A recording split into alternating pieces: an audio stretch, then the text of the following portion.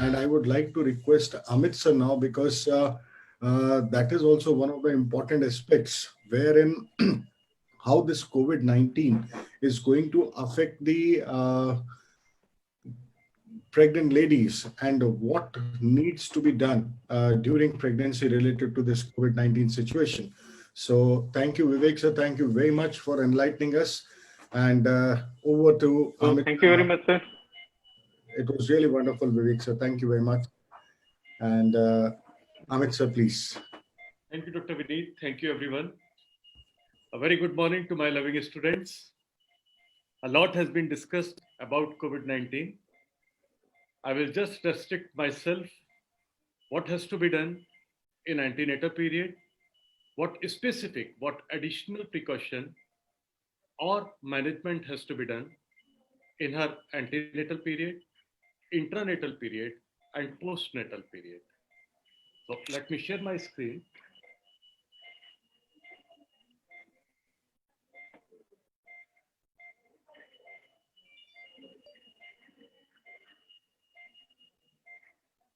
Before just going on the literature,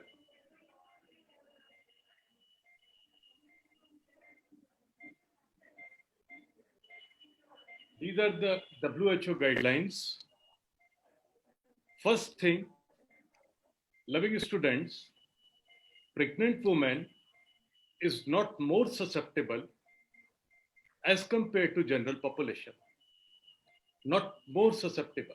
So tips for the pregnant woman or precaution for the pregnant woman are similar as advised by WHO in general population. That she has to wash hands frequently, keep space between yourself and others to avoid crowds, avoid touching your eyes, nose and mouth, practice proper respiratory hygiene, cover mouth and nose with bent elbow or in a tissue when you are coughing or sneezing. If you have fever, cough or difficulty in breathing, seek medical care. If you are pregnant or have recently delivered, irrespective of whether you are suffering from COVID-19, you should attend routine care appointments. If you have COVID-19, you can still breastfeed. However, practice respiratory hygiene during feeding.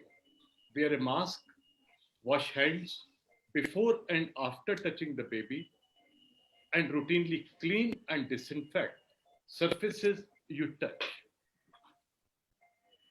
Before, during, and after childbirth, all women have the right to high quality care.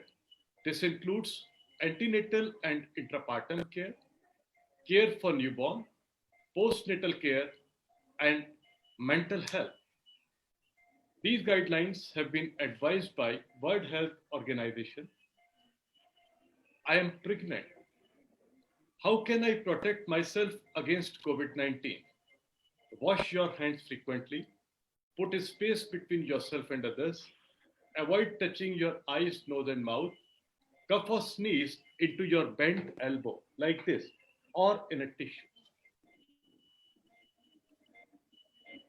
If a woman with COVID-19 is too unwell to breastfeed, she can be supported to safely provide her baby with breast milk in other ways, including by expressing milk.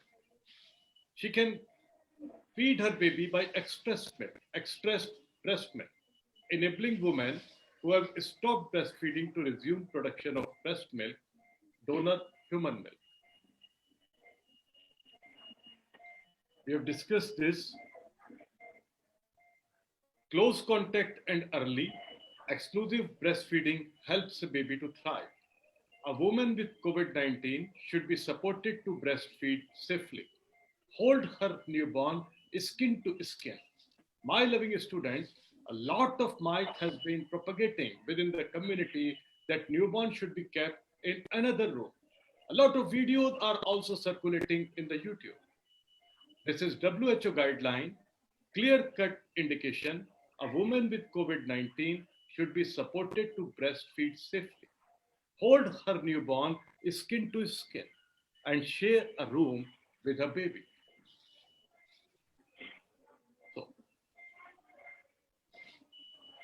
What are the effects of COVID-19 on pregnancy, that is in antenatal period, during labor, that is during intrapartum period, or after delivery, that is in postpartum period? Friends, I have written it by my hands and I will type it and then it will be posted later on. Pregnancy. Important MCQ, what I am expecting is there is no increase in susceptibility to acquire infection. No increase in susceptibility to acquire infection as far as pregnancy is concerned. So general precautions recommended by WHO has to be followed, like wash hands frequently, space between yourself and others to be maintained, avoid touching your eyes, nose, mouth with unwashed hands or unclear hands. Cuff sneeze into your bent elbow as shown in the images as well, or in a tissue paper. Avoid large gatherings and check your temperature regularly because hyperthermia is a concern for fetus, can even lead to teratogenicity. So you have to check your temperature regularly. But if infected, friends, what we discussed just now, that she has no increase in susceptibility to acquire COVID-19. What we are discussing now, but if she is already infected, there is increased risk of number one, ICU admission. Important MCQ. If she, MCQ number one, whether there is any increase in susceptibility to acquire COVID-19 if she is pregnant, no. Let's say. MCQ number two, if she is infected, what she is at more risk of?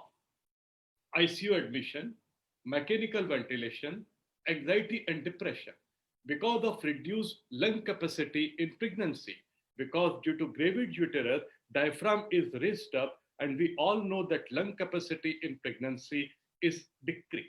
So if she is infected, then she is at increased risk of these things. Otherwise, there is no increase in mortality. No increase in mortality.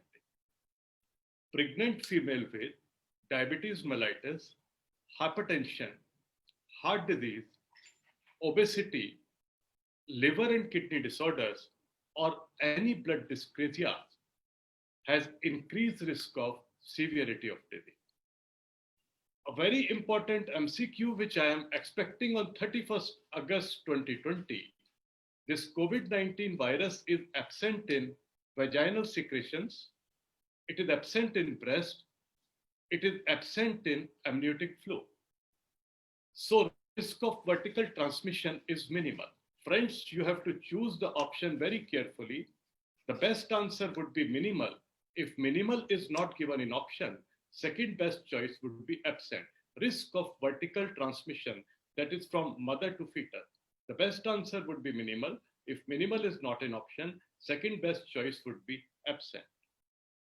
Breastfeeding is allowed. If mother is infected, expressed milk may be given. How to diagnose vertical transmission, that is transmission from mother to fetus? What are the ways we can diagnose it? Number one, if virus is present in amniotic fluid prior to rupture of membrane. My loving students, you know it very well. Usually these membranes rupture after complete dilatation of cervix, that is 10 centimeter cervical dilatation. But if this virus is present in amniotic fluid prior to rupture of membrane, it clearly indicates some vertical transmission has occurred. Otherwise, there's no other way. Secondly, if you are able to detect this virus in cord blood by PCR, either you have detected this virus in amniotic fluid prior to rupture of membrane, or you have detected this virus in cord blood by PCR, or virus in neonatal blood in first 12 hours by PCR. By these three things, you can conclude that vertical transmission has occurred. A very important MCQ zone, virus in neonatal blood in first 12 hours by PCR. Okay, beta? If it didn't happen, vertical transmission didn't occur. How to diagnose intrapartum transmission, that baby was infected during the process of delivery. Diagnosis of intrapartum transmission is what we will do. We will get done neonatal nasopharyngeal swab test, and 2 samples are taken from neonate. Sample number 1, first sample is taken at the time of birth, and second sample from this newborn is taken after 24 to 48 hours. If both samples are positive, it is diagnostic of intrapartum transmission, that this neonate acquired infection during the process of labor. If both are positive, intrapartum transmission. But if first sample, that is sample at birth, is negative, but sample after 24 to 48 hours is positive, this neonate acquired infection after delivery, that is postpartum. My loving students, I am expecting at least 2 questions from: when baby can get infected, how to diagnose, whether this fetus was infected during vertical transmission, or newborn was infected during the process of delivery, or newborn has acquired this infection after the process of delivery. So how to diagnose this vertical transmission? We are very clear. There are 3 ways: virus in amniotic fluid prior to rupture of membrane, virus in cord blood by PCR, or virus in neonatal blood in first 12 hours. How to diagnose intrapartum transmission? How to diagnose intrapartum? 2 samples, important MCQ zone. Sample number 1 at the time of birth, sample number 2 after 24 to 48 hours. If both samples are positive, intrapartum. If first sample negative, second sample positive, postpartum. Another important MCQ. Most common time of transmission of infection is postpartum period. Most common mode of spread, as has been discussed already, it is droplet infection. Antenatal testing. What antenatal testing is usually done? What are the indications? If she is giving some travel history, history of exposure to patients with COVID-19, if she is having symptoms of COVID-19 like cough, fever, shortness of breath, upper respiratory tract infection, headache, myalgia, loss of smell, or loss of taste. If she is coming from hotspot areas, if she is immunocompromised, maybe HIV positive, or if there is prolonged history of treatment with steroids and antibiotics. If she herself is a healthcare provider, she may be a doctor, she may be a nursing staff. Number of antenatal visits should be kept minimum. So minimum number of visits as per WHO guidelines are 4, and ideal number of visits are 12 to 15. So they will be restricted to just 4. And second important point, during her visit to the hospital, she should spend minimum time in the hospital to avoid risk of infection. You will definitely get 1 MCQ from these 5 green circles. What are the effects of COVID-19 on fetus? No increased risk of abortion, no increased risk of teratogenicity, no increased risk of fetal infection, no increased risk of vertical transmission, no increased risk of intrauterine growth restriction. If she develops severe pneumonia,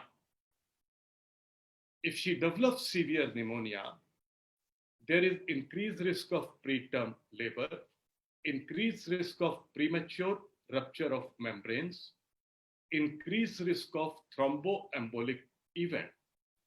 So all COVID positive pregnant females should be given. What? What should be given? You will definitely get MCQ, my intuition.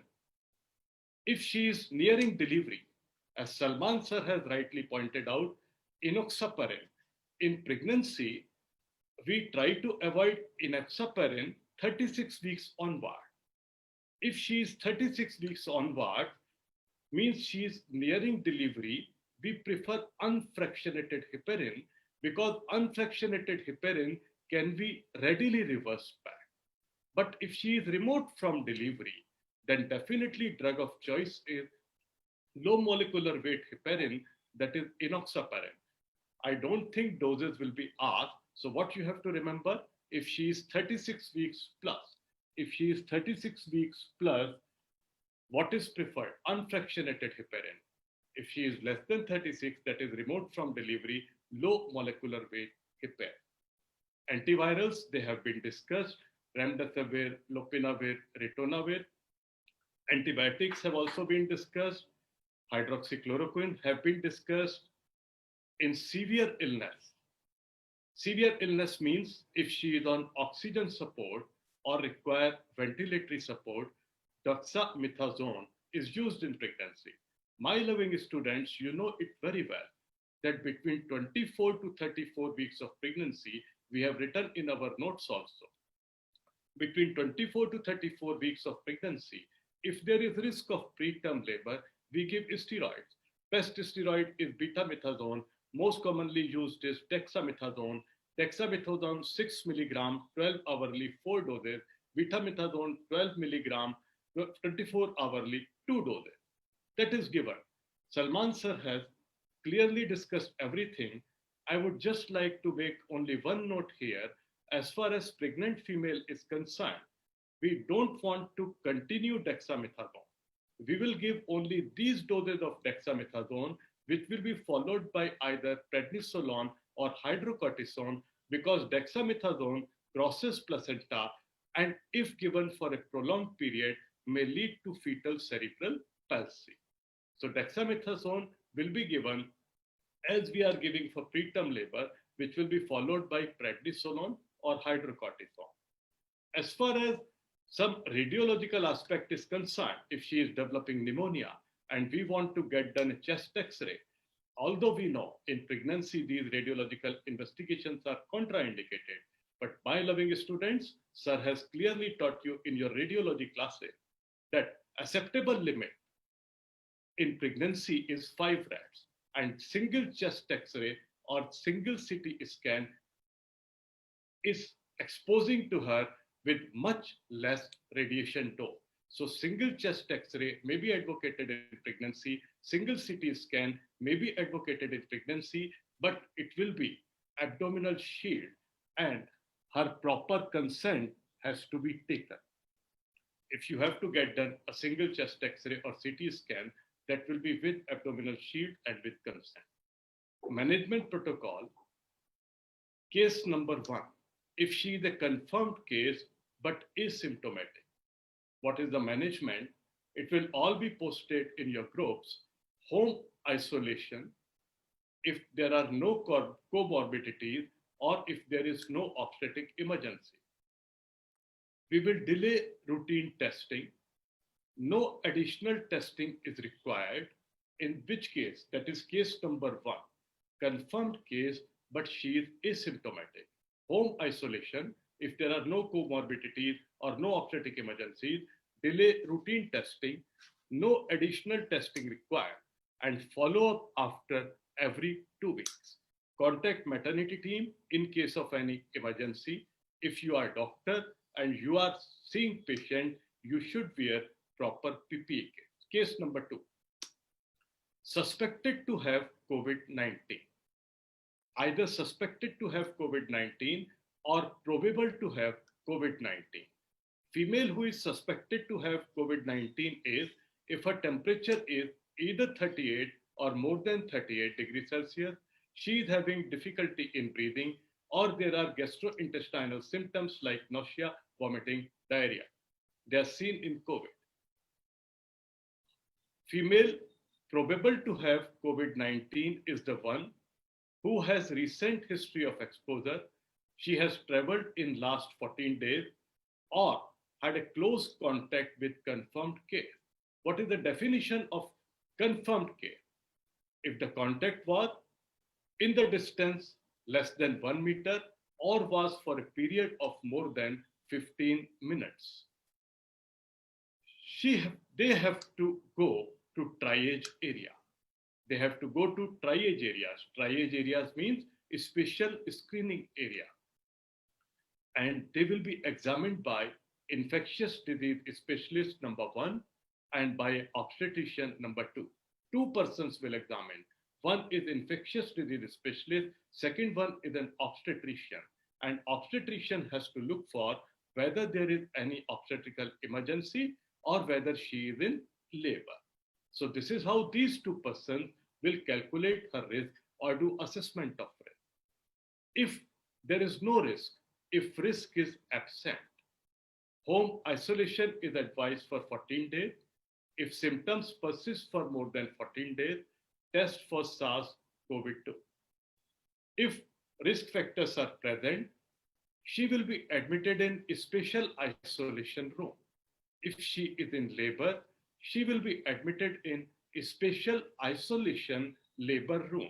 I am expecting one MCQ from this page. If risk factors are present, she will be admitted in a special isolation room. If she is in labor, not in normal labor room, she will be admitted in a special isolation labor room. Urgent testing has to be done, nasopharyngeal swab has to be taken, and we have to treat her as a positive case until report is available. What is the ICU admission criteria in pregnancy? ICU admission criteria in pregnancy is if systolic blood pressure is less than 90 or equal to or more than 160 millimeter of mercury, diastolic BP more than 100 millimeter of mercury, heart rate less than 50 or equal to or more than 120, or if she is having preeclampsia with non-remitting headache, respiratory rate less than 10 or more than 30, or if she is having oliguria. Or another way for it is we can have a sequential organ failure assessment, properly known as SOFA. Systolic BP if less than 100, respiratory rate if more than 22, or altered level of consciousness if any two out of these three are present. Surveillance on admission. We have admitted her. Temperature, heart rate, blood pressure, respiratory rate charting has to be done 3 to 4 times per day. Oxygen saturation, Dr. Vivek, Salman sir, everyone has discussed, but in pregnancy, we prefer it to be at least 95 because already lung capacity is reduced due to upliftment of diaphragm due to growth of gravid fetus. Chest X-ray or CT, if indicated, will be done with her consent, written consent, and abdominal sheath. How many X-ray or CT are permitted? Just single X-ray or single CT. Antiviral, antibiotic, antipyretic, thromboprophylaxis. I am expecting one MCQ from thromboprophylaxis, 36 weeks plus unfractionated heparin, less than 36 weeks, low molecular weight heparin, enoxaparin. Fetal heart rate has to be monitored. Daily fetal movement count have to be monitored, and steroids between 24 to 34 if there is risk of preterm labor. I'm expecting one MCQ from steroid zone. DEXA is not continued for a longer time in pregnancy because of risk of fetal cerebral palsy. So dexamethasone is followed by prednisolone or hydrocortisone. Management in labor. Suspected or confirmed case. We have to admit her.